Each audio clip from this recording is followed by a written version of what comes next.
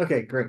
Now we have the pre-flight, we have the interceptor. Now it's exchanging that session ID. And so now everything's working, right? Right.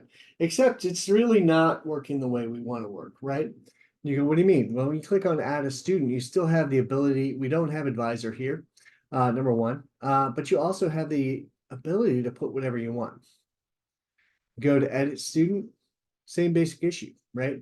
Now, based on the way the thing is working, when I list my students as Ruth, I get a different set of students than Mike does. So I can't delete Mike's stuff, right? Great. Awesome. Okay. However, we have a bigger issue. Okay. Now, I'm going to log out by virtue of closing the thing. Okay. Let's solve this bigger issue first and then come back. So the very first thing I want to do is go to localhost, and I don't want to go to this. I want to go to this. Okay. We shouldn't see this page. We should automatically redirected to a login. And one way to do that is to protect the routes. And we can protect the routes via guards. Now, could you go in, right? Because you are getting a 401, right? Could you go in and for each page, for every page, you can go in the page and get the student list and come back here in the component. And at the bottom where it has error, where you go get the value, trying to find it. Yeah, it's all over the place. When you go get the value, you can check the error everywhere, right? But you can see I'd have to do it 6 places, right? I can see if the status equals 401, and if the status is 401, then I can fix it, right? Great. We look back at Nginit, somewhere it's in Nginit, right? But this just says display data. So we don't have an easy way to do this. Could we have a logged in? Yes, we can. We'll talk about that separately, and we will do that in a second. But one thing we're going to do is we need a way to note on the client side that we're logged in. Okay. Can't do this right now from here. We can do it from here. Once the user is logged in, once we have it worked, yes, we can store local values in a area that's only allowed for JavaScript. And what that means is via JavaScript, I can save the username. I can save whether or not they're an admin, right? I have the user from the data, right? And you're like, wait, what do you mean? Right?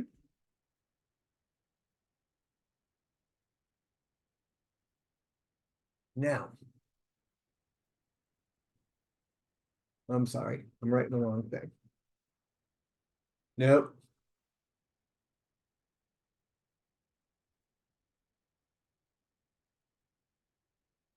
Right?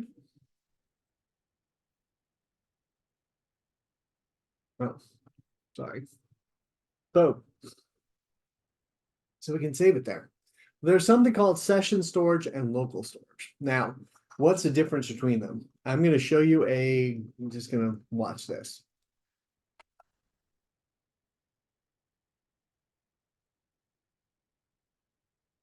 Local storage is actually held via cookies. Okay. The problem is it's session storage, or excuse me,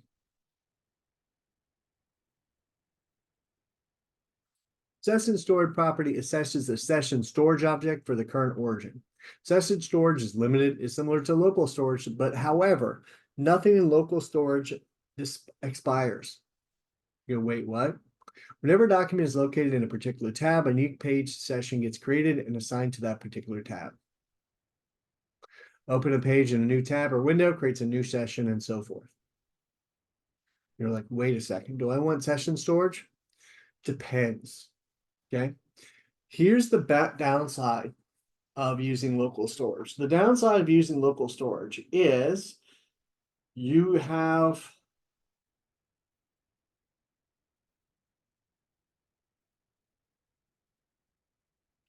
trying to think of the word. you have the ability to clear them both out, right? So don't get me wrong, you can clear and invalidate both of them. However, the caveat, you know what? I don't like this explanation.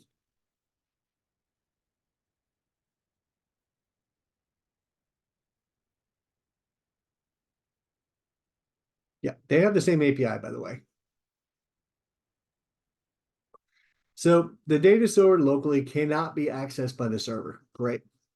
It allows for a lot of data to be saved. Super, super, super easy. However, session storage, the data is persisted only to the window or tab is closed. With local storage, the data is persisted until the user manually clears the browser cache until your web app clears the data.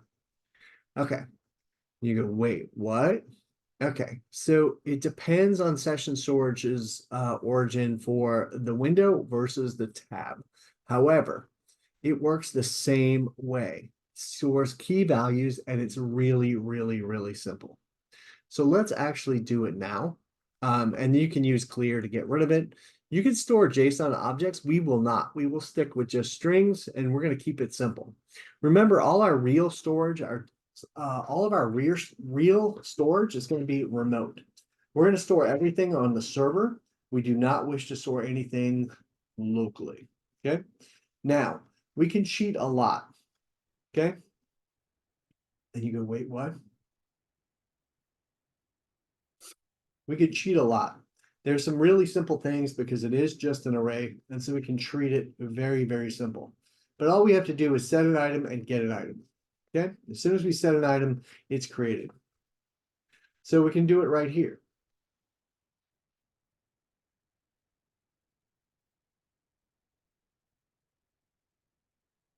Oops.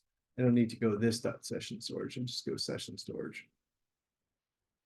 Set item, user,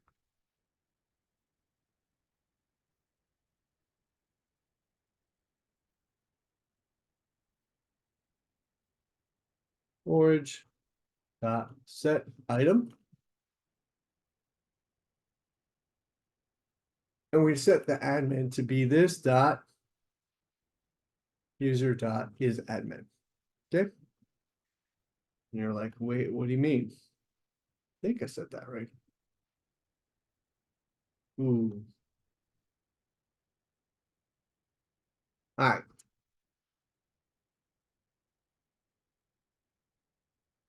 All right, is admin.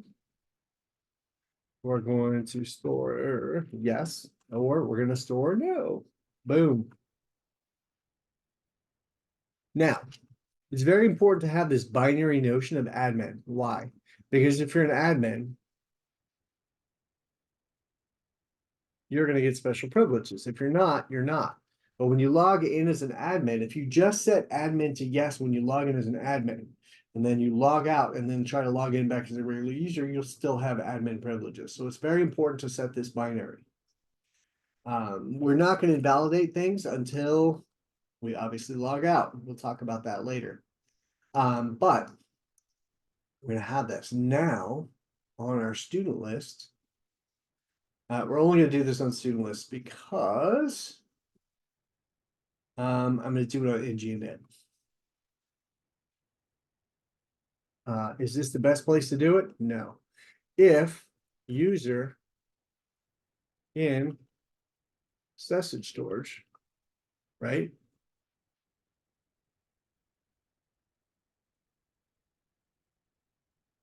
User is logged in, do nothing, but just indicate that you're logged in. Else, oh, we need a router now. We don't have a router in this by default. I guess we do not.